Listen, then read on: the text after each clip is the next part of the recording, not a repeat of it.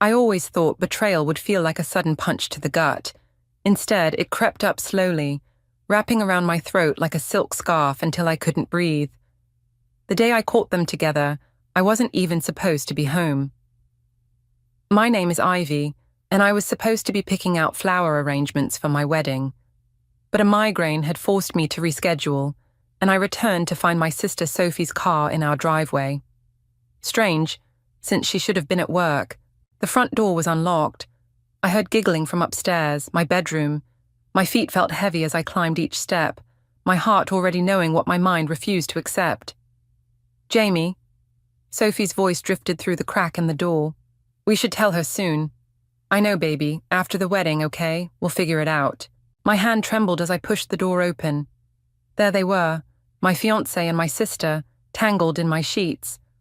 The same sheets Jamie and I had picked out together at Bed Bath & Beyond last month. "Ivy!" Sophie scrambled to cover herself, but Jamie just sat there, frozen. "Oh God, this isn't... we were going to..." "Going to what?" My voice sounded foreign, eerily calm. "Wait until after the wedding to tell me you've been sleeping with my fiancé." Jamie finally found his voice. "Ivy, please! We didn't mean for this to happen, it just... did." I laughed. Actually laughed. "How long?" Sophie started crying. 3 months, and I'm pregnant." The room spun. 3 months. While I'd been planning our wedding, picking out china patterns and writing my vows, they'd been planning their own future. "Get out," I whispered. When neither moved, I grabbed Jamie's clothes from the floor and threw them at him. "Get out!" They dressed quickly, Sophie sobbing the entire time. I stood in the doorway, blocking their exit. "The ring." Jamie blinked. "What?" "The engagement ring. Give it back." He slipped it off my finger, his touch making my skin crawl. As they shuffled past me, Sophie reached for my arm. "Ivy, please, we need to talk about this." I jerked away. "Don't touch me, ever again." The next few days passed in a blur. My mother called constantly, leaving voicemails that grew increasingly frustrated. "Ivy, you need to come home. Sophie's devastated. She needs her sister right now." I finally answered on the 4th day. "She needs me? Are you serious?" "Sweetheart, these things happen. Sophie and Jamie. They're in love, real love, and with the baby coming..." "Stop," my voice cracked. "Just stop. We're having a family dinner tonight," she continued as if I hadn't spoken. "Everyone will be there. We need to discuss the situation like adults."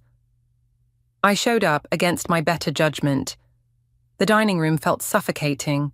Sophie and Jamie sitting together, my mother hovering anxiously, my father staring at his plate. "We're getting married next month," Sophie announced, her hand protectively over her stomach. "A small ceremony, nothing fancy." My mother beamed. "Isn't it wonderful? You'll be an aunt, Ivy." I stood up so quickly my chair toppled backward. "Wonderful. My sister sleeps with my fiancé, gets pregnant, and that's wonderful." "Now, Ivy," my father finally spoke, "what's done is done. We need to move forward as a family." "A family?" I grabbed my purse. "You want to know what family does? Family protects each other. Family doesn't steal your happiness and expect you to celebrate their betrayal." Sophie started crying again. She'd always been good at that. "Please, Ivy, I love him. We love each other." I looked at them all. My sister's tears, Jamie's guilty face, my parents' pleading eyes. In that moment, something inside me hardened. They wanted me to forgive and forget, to play the supportive sister and daughter. Instead, I walked to the door, pausing only to say, "Congratulations on your perfect little family. I hope you're all very happy together." As I drove away, my phone buzzed with messages I wouldn't read. They thought this was the end, poor Ivy, running away to lick her wounds. But they were wrong. This wasn't the end. This was just the beginning. I pulled into my best friend Eric's driveway, my hand steady on the wheel for the first time in days. He opened the door before I could knock, took one look at my face, and pulled me into a hug. "I need your help. I whispered against his shoulder. Anything. I want to buy a house. I pulled back to meet his confused gaze. Their dream house, specifically, and I know exactly how to do it. 6 months can change everything. I sat in Craig's office, watching him review the quarterly reports I'd prepared. My mentor's eyebrows rose higher with each page. Ivy, these numbers are exceptional. He set down the papers. You've doubled your client portfolio since spring. I smiled, thinking of the sleepless nights and endless coffee runs that had gotten me here. Thank you. I've been focused. Focused is an understatement. The board's noticed. There's talk of a promotion. My phone buzzed. Another ignored text from Sophie. I switched it to silent without looking. Speaking of focus, Craig leaned forward. How's the house hunting going? Actually, I'm closing on a property next week. I tried to keep my voice neutral. The Victorian on Maple Grove. Craig whistled. That's quite a purchase for a first-time buyer. You sure about this? More than anything. After work, I met Eric at our usual coffee shop. He was already there, laptop open, real estate documents spread across the table. The sellers accepted your offer, he said without preamble. But there's something else. Look at this. He turned his laptop toward me. On the screen was Sophie's social media post. Can't wait to start our new chapter. Dream home. Baby on the way. Below was a photo of her and Jamie in front of the same Victorian house I was about to own. They don't know, I said, sipping my coffee. They think they're getting it. Ivy. Eric ran a hand through his hair. Are you absolutely sure about this? Once you sign those papers... They're meeting the realtor tomorrow, I cut in, to make their offer. An offer they can't afford, by the way. I've seen Jamie's financials. How did you... Denise in accounting. She owed me a favor. Eric closed his laptop. You've thought of everything, haven't you? Almost. I pulled out my phone, showing him the invitation I'd just received. Sophie's having a housewarming party next month, for a house she doesn't own yet. My phone rang. My mother this time. I declined the call. They're going to hate you for this, Eric said quietly. They already do. They just pretend they don't. The next week passed in a blur of signatures and legal documents. I sat in my lawyer's office, pen hovering over the final paper. Once you sign, she said, the house is yours. All renovations and modifications will be at your discretion. I signed. Walking out, I bumped into Denise from work. Hey, I was just heading to your office. Did you hear about Sophie and Jamie? My stomach tightened. What about them? Their loan application was denied. They're devastated. Sophie's been crying all over Facebook about losing their dream home. I forced a sympathetic frown. That's terrible. I know, and with the baby coming... Denise lowered her voice. Your mom called the office looking for you. Said Sophie really needs her sister right now. I'm sure she does. Back at my desk, I opened my email to find the contractor's quote for renovations. The amount would barely dent my savings. Unlike Sophie and Jamie, I'd been smart with my money. My phone lit up with a text from Eliana. Family dinner tonight. Please come. They're announcing the baby's gender. I typed back, can't. Working late. You can't avoid them forever, she replied. Watch me. That evening, I stood in front of my new house. My house. The porch needed work, the paint was peeling, but it was mine. All mine.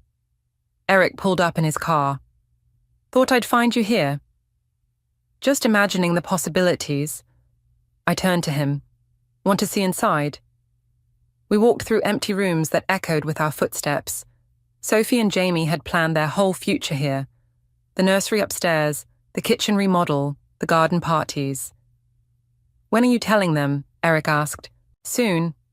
I walked to the bay window, the one Sophie had gushed about on social media. They're having a girl, you know, found out today. Ivy. Don't. I pressed my hand against the cool glass. Don't make me feel guilty about this. They didn't feel guilty about what they did to me. My phone buzzed again. This time, I looked. It was Sophie's housewarming invitation, sent to the entire family group chat. Join us in celebrating our new home. Can't wait to share this special moment with everyone we love. Eric read over my shoulder. She still doesn't know. No. I smiled, remembering the renovation schedule I'd just approved. But she will. Very soon. I took one last look around what would have been their dream home. In 30 days, the contractors would arrive. In 31 days, Sophie and Jamie would realize exactly what they'd lost. And I would be there to watch it all unfold. You're different lately, Denise said, studying me over lunch. Calmer, almost scary calm. I stirred my salad, watching lettuce leaves swirl like tiny green boats. I'm just focused on work. Please, you're plotting something. She leaned closer. Spill. Before I could respond, Sophie walked into the restaurant, her baby bump now obvious under her flowing dress. I ducked behind my menu, but it was too late. Ivy, she waddled over, Jamie trailing behind her. I've been trying to reach you for weeks. I've been busy. I kept my voice light, professional. The restaurant was full of my colleagues. Congratulations on the gender reveal. You'd know more if you'd come to family dinners. Sophie pulled up a chair uninvited. We miss you. Jamie stood awkwardly beside her. Hey, Ivy. I ignored him, gathering my things. Sorry, I have a meeting. Wait. Sophie grabbed my arm. The housewarming party. You're coming, right? We found another house, even better than the Victorian. Everything happens for a reason, you know. I met her eyes. Does it? Of course, like me and Jamie. Sometimes the universe knows better than we do. Denise choked on her water. The universe. I stood up. Right. Well, I wouldn't miss your housewarming for anything. Outside, Denise caught up with me. Okay, what was that? You looked like you were about to either cry or commit murder. Neither. I checked my phone, an email from the contractors confirming next week's start date. I'm just giving the universe a little help. Back at the office, Eric was waiting by my desk. Emergency best friend meeting. Now. He dragged me to the stairwell, our usual spot for private conversations. I just overheard Jamie on the phone. He's in trouble, Ivy. Big trouble. What kind of trouble? Gambling debts. He's been betting on sports games, losing big. That's why they couldn't get the house loan. I leaned against the wall. Does Sophie know? No, he's telling everyone they chose a different house because it's better for the baby. Eric ran a hand through his hair. This changes things, right? Changes what? Your plan. I mean, they're already suffering. Maybe that's enough. I thought about my mother's voice messages, all about how Sophie needed support, how blessed they were, how I needed to move on. About Jamie's hand on my sister's stomach at the restaurant, the same hand that used to hold mine. No, I said, it's not enough. That night, I drove past their current apartment. The lights were on, shadows moving behind curtains. They looked happy, normal, like they hadn't destroyed someone else's life to build their own. My phone rang. Eliana. Before you say no, she said when I answered. Hear me out. Family brunch. Sunday. Just you and me. And, okay, yes, Sophie and your mom will be there. But so will I. Running interference. Please. I hate being stuck between everyone. I sighed. Fine. 1 hour.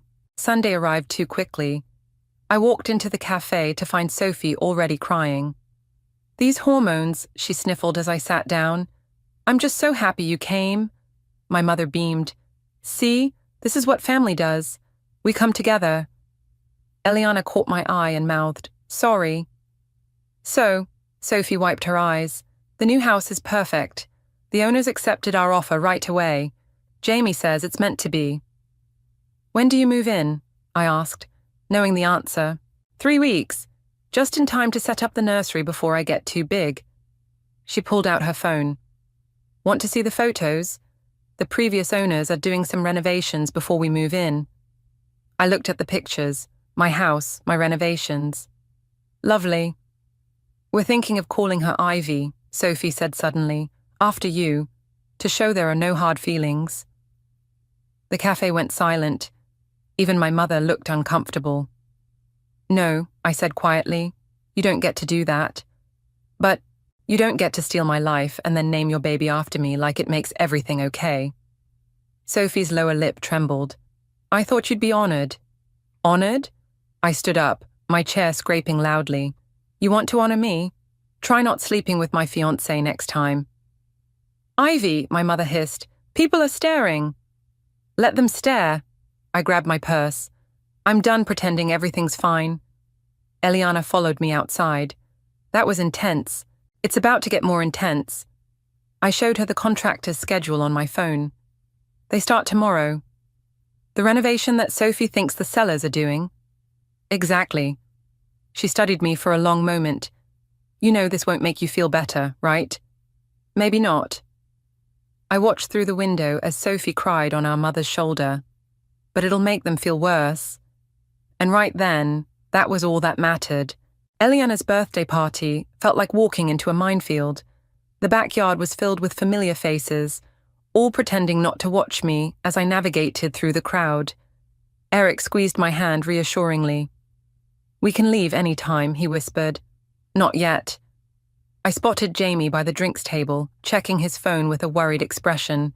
"This is getting interesting." Sophie waved from her seat of honor, surrounded by gift bags full of baby items.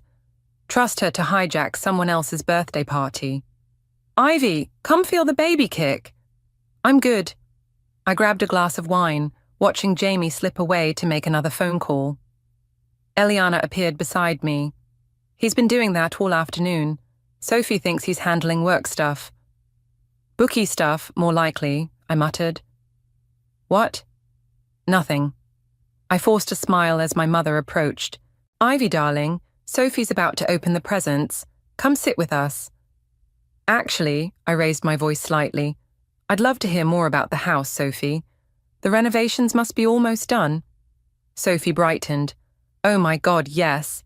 The contractors have been amazing. They're painting the nursery this gorgeous shade of lavender." "Contractors," Jamie interrupted, returning from his call. His face had gone pale. "What contractors? The ones doing the renovations before we move in?" Sophie frowned. "You said the sellers arranged everything." Jamie tugged at his collar. Right, of course." I sipped my wine, watching him squirm. He hadn't arranged anything, couldn't have, since he didn't own the house. I wondered how long he could keep up the lie. "Show everyone the nursery photos," Sophie urged. Jamie's phone rang again. "Sorry, I need to take this." I followed him around the corner of the house, staying just close enough to hear. "I know I'm late on the payment," he hissed into the phone. "The house fell through, okay? But I've got another plan." "No, please, just give me 2 more weeks." "Problems?" I stepped into view. He jumped, ending the call. "Jesus, Ivy, were you spying on me?" "Karma's a funny thing, isn't it?" I leaned against the wall. "One minute you're on top of the world, the next. What's that supposed to mean?" "Nothing," I smiled. "Just thinking about how quickly things can change. Houses slip away, debts pile up." His eyes narrowed. "What do you know?" "I know Sophie would be devastated to learn about your gambling. Almost as devastated as I was when, there you are." Sophie waddled around the corner. "What are you two talking about?" "The house," I said smoothly. "Jamie was just telling me about all the special features. The bay window, the vintage fireplace, the original hardwood floors. Isn't it perfect?" Sophie beamed. "We're so lucky. The master bedroom has this amazing crown molding." "That's being replaced," I cut in. Jamie's head snapped up. "What?" "Oh, you didn't know? The contractors are replacing all the crown molding. And the hardwood floors. And that vintage fireplace. Gone by Thursday." Sophie's face fell. But we chose that house because of those features." "Jamie, you said nothing was being changed." He shot me a panicked look. There must be some mistake." "No mistake." I pulled out my phone, showing them the contractor's latest photos. "See? They're making good progress." "But why would the sellers—" Sophie's voice trailed off as she studied the images. "Wait, that's not—" Jamie, that's not our house. Of course it is, he said quickly. It's just the angle. No, look at the address in the background. She zoomed in on one photo. That's the Victorian we lost. Why do you have renovation photos of a house we don't own? I watched the colour drain from Jamie's face as his house of cards began to collapse. Someone else bought it, he stammered. The loan. We couldn't. Then why are you acting like we're moving in? Sophie's voice rose. Why are there contractors? Why did you let me plan a housewarming party? Other guests were starting to stare. My mother hurried over. What's going on? I'd like to know that too, Sophie said, tears streaming down her face. Jamie? He opened his mouth, closed it, then turned and walked quickly toward his car. Jamie. Sophie tried to follow but stumbled. My mother caught her arm. What did you say to him? My mother demanded. I shrugged. Just the truth, for once. Sophie sank into a nearby chair, one hand on her stomach. I don't understand. We picked out paint colours. We measured for curtains. How could he lie about this? I caught Eric's eye across the yard. He nodded slightly, my cue to leave before the real storm hit. Happy birthday, Eliana, I called out, heading for the gate. Thanks for having me. Behind me, I could hear Sophie's sobs, my mother's soothing murmurs, and the growing whispers of gossip. Phase 1 was complete. Now for the real surprise. The contractor's boots echoed through the empty house as he showed me the progress. We've gutted the master bedroom and nursery as requested. The new fixtures arrive tomorrow. I ran my hand along the exposed beams, all that remained of Sophie's dream nursery. Perfect. And the timeline? We'll be done 2 days before their supposed move-in date. He checked his clipboard. Though I still don't understand why we're renovating exactly what they wanted to keep. Sometimes people don't know what they really want, I said, stepping over a pile of vintage crown molding. Until it's gone. My phone buzzed, Eliana calling. I answered on speaker while examining paint samples. Sophie's a mess, she said without preamble. Jamie finally came clean about the gambling. She's staying with your parents. How much does he owe? Enough that they're selling her engagement ring, the one he gave her after, I selected a deep charcoal for the master bedroom. Sophie hated dark colours. Karma's working overtime. This isn't funny, Ivy. She's pregnant and homeless. She's not homeless. She's at Mum and Dad's, probably being told how none of this is her fault. A crash from upstairs made me jump. The contractor shouted down, Sorry, just removing that built-in bookcase. Where are you? Eliana asked suspiciously. Working late. I hung up before she could ask more questions. The next morning, I arrived at work to find Denise waiting at my desk. You will not believe what I just heard. Try me. Jamie's been embezzling from the company. Small amounts, but it adds up. He thought he could gamble it back before anyone noticed. I set down my coffee. How much? Enough for prison time. She leaned closer. He's cleaning out his desk right now. I walked to the break room, timing it perfectly to refill my cup as Jamie packed his personal items into a cardboard box. Our eyes met across the room. Happy now? He asked quietly. Not yet. I know you're behind this somehow. He stepped closer. The house, the contractors, the audit that caught the missing money. Prove it. His hands clenched around his box. I loved you once, No, I corrected him. You loved what I could give you. Stability, status, a future. Then Sophie offered something more exciting. She needed me. And now, I gestured at his box. Does she still need you? An unemployed gambling addict with possible prison time. Security arrived before he could respond, escorting him out. I watched from my window as he loaded his box into his car, then pulled out my phone to check the contractor's latest update. The Victorian was transforming daily. Gone were the vintage details Sophie had swooned over, replaced by modern fixtures and stark colours. The garden she'd planned to plant was now a concrete patio. Eric texted, Saw Jamie being escorted out. You okay? Better than okay, I replied. Coming to see the house later. Someone should witness your descent into supervillainy. That evening, Eric walked through the renovation with me, shaking his head at each change. You're really going scorched earth with this. They wanted their dream home. I showed him the plans for the industrial-style kitchen, replacing Sophie's hoped-for farmhouse design. Dreams change. Speaking of changes, he pulled out his phone, showing me Sophie's latest social media post. A tearful announcement about postponing the housewarming due to unforeseen circumstances. Unforeseen, I scoffed. She should have seen everything coming the moment she decided to sleep with my fiancé. And what about your parents? They're caught in the crossfire.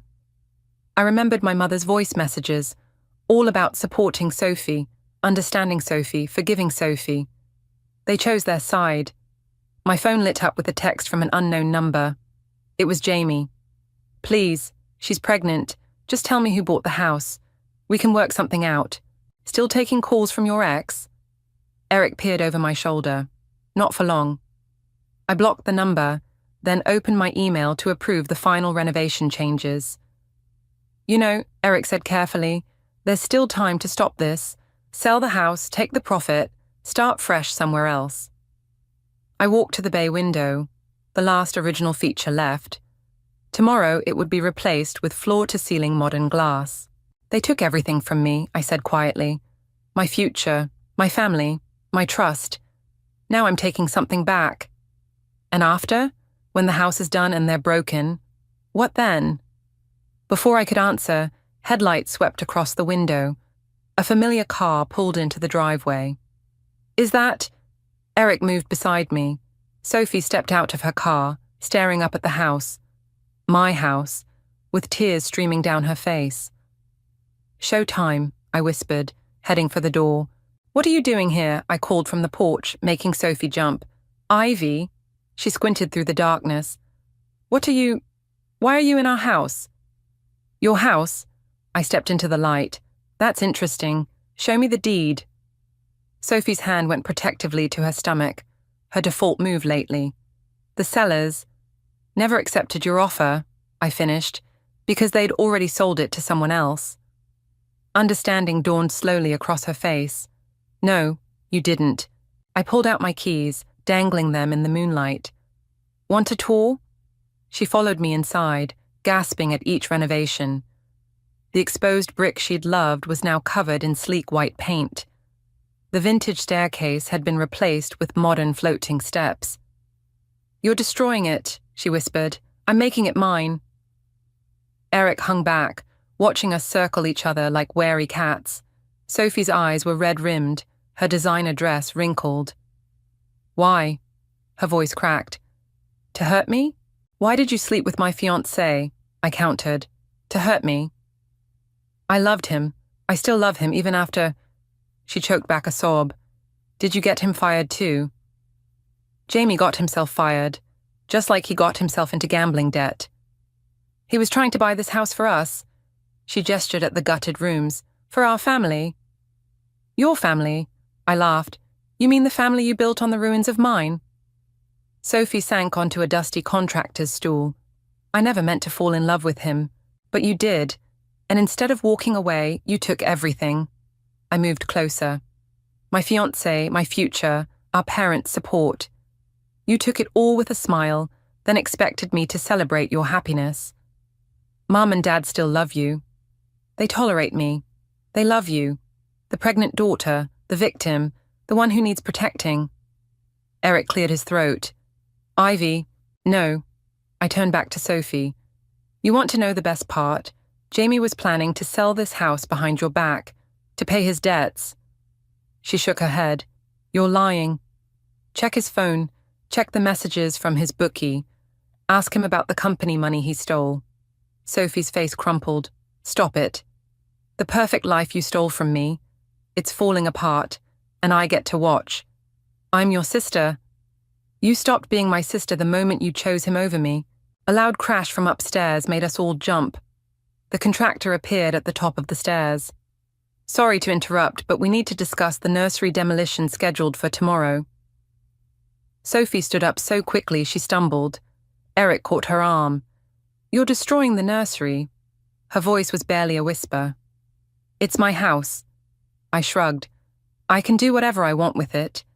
She reached for her phone with shaking hands. "I'm calling Mom. Go ahead. Tell her how the sister she thinks is bitter and lonely actually owns your dream home. Tell her how your perfect husband is a thief and a gambler. Tell her everything." Instead of dialing, Sophie sank to the floor, sobbing. Eric shot me a concerned look.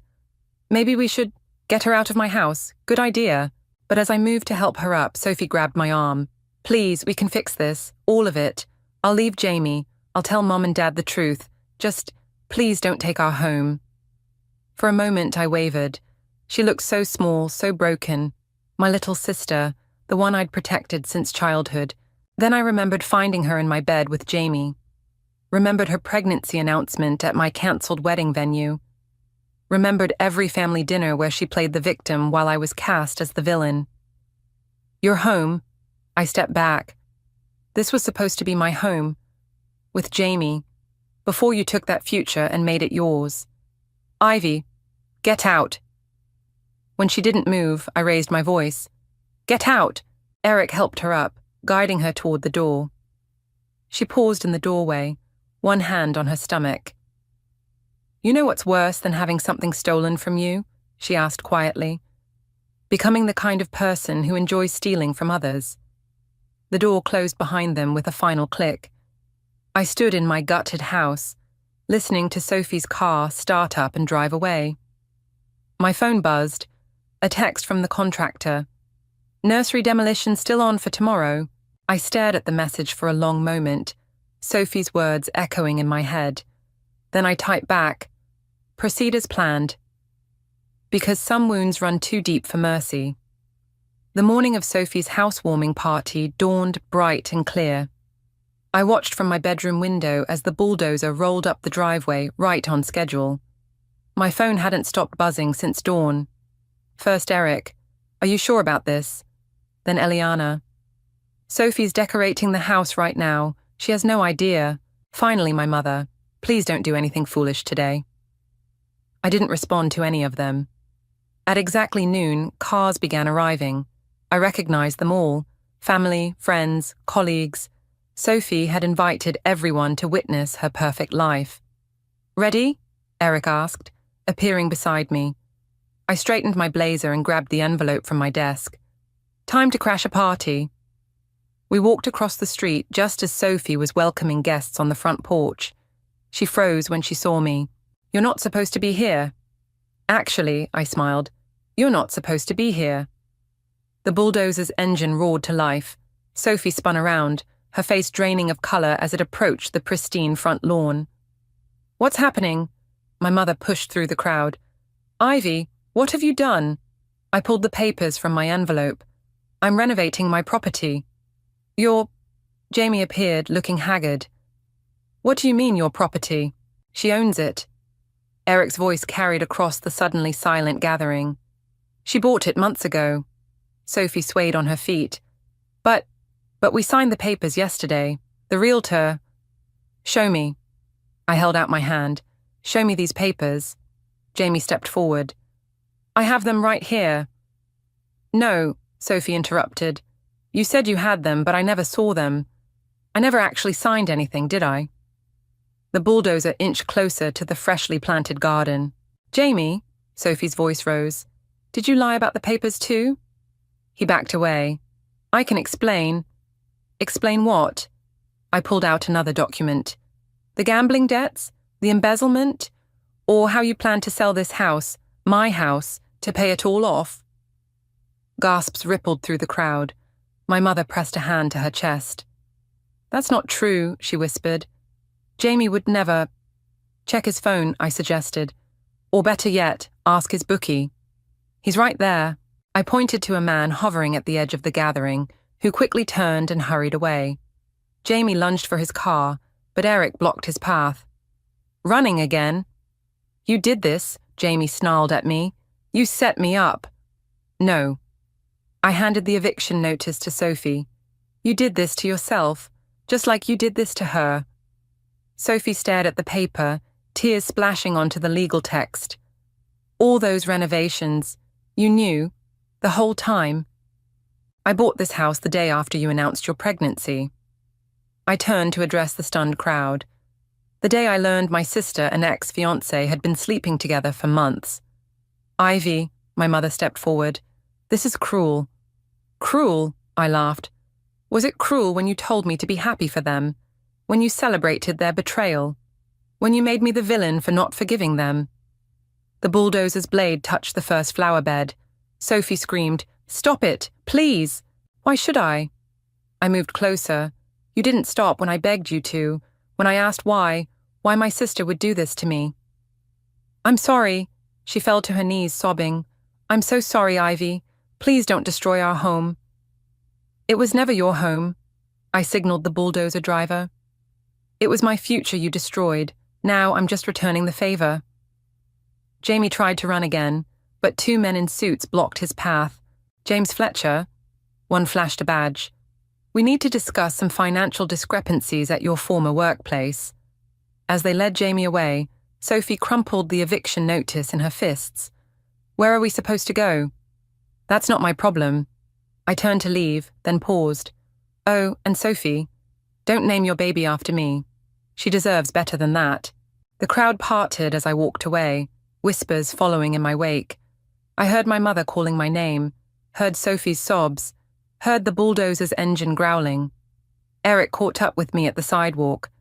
Well, that was justified. I was going to say intense. He glanced back at the chaos we'd left behind. Feel better? I watched as my family's perfect facade crumbled, just like the house would soon crumble. Sophie being led away by our parents, Jamie in custody, the party guests fleeing the scene. Ask me tomorrow, I said, and walked away from the ruins of both our dreams. Behind me, the bulldozer began its work. The demolition dust had barely settled when Eliana found me sitting on my front porch, watching the sun set behind the partially destroyed Victorian. Everyone's looking for you, she said, settling beside me. Let them look. She handed me a cup of coffee. Jamie's being held without bail. Sophie's at the hospital. Stress triggered early contractions. The coffee burned my tongue, but I welcomed the pain. It felt real, grounding. Did you know, I said, that I used to imagine my whole life in this house? Sunday dinners, Christmas mornings, kids running up and down those stairs. And now? Now I'm going to sell it, as is. I gestured at the demolished garden, the exposed beams, the chaos I'd created. Let someone else build something new from the wreckage. My phone lit up, my mother calling again. This time I answered. Where are you? She demanded. Home. This isn't funny, Ivy. Your sister needs you. No, I said quietly. She doesn't, and neither do you. I hung up as Eric's car pulled into the driveway. He carried a box of my old photos, the ones I'd left at my parents' house. Your mum dropped these off at my place, he said. Think she was hoping to find you there. I pulled out a photo, Sophie and me as kids, matching Halloween costumes. We used to be inseparable. People change. No, I crumpled the photo. People reveal who they really are. Eliana's phone buzzed. She read the message, then looked at me carefully. Sophie lost the baby. The words hung in the air like the demolition dust. I waited to feel satisfaction, victory, something. Instead, I felt hollow. Ivy, Eric touched my arm. Talk to us. I wanted them to hurt like I hurt. I stared at the ruined house. But this isn't what I wanted. What did you want? I don't know anymore. Headlights swept across the lawn as another car approached. Sophie stepped out, looking pale and small in her hospital gown. You shouldn't be here, Eliana started, but Sophie held up a hand. I need to say something.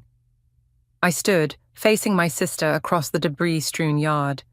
She looked at the destruction around us, then back at me. I deserved this, she said softly. All of it. I destroyed your life because I was jealous. You had everything.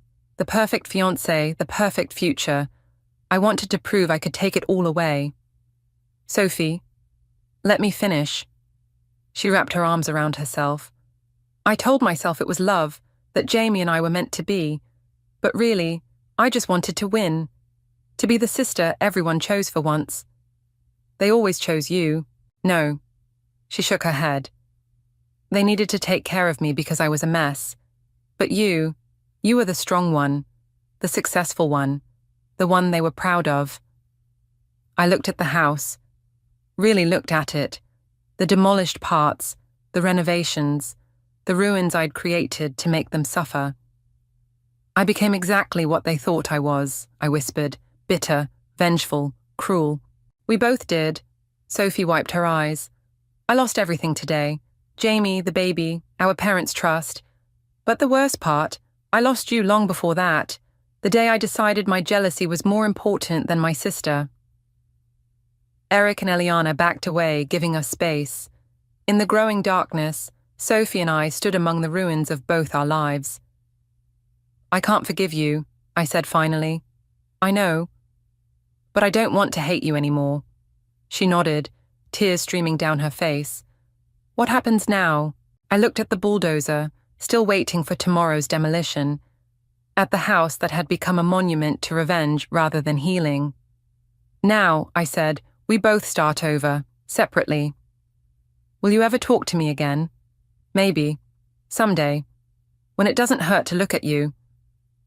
She turned to leave, then paused. For what it's worth, I'm sorry.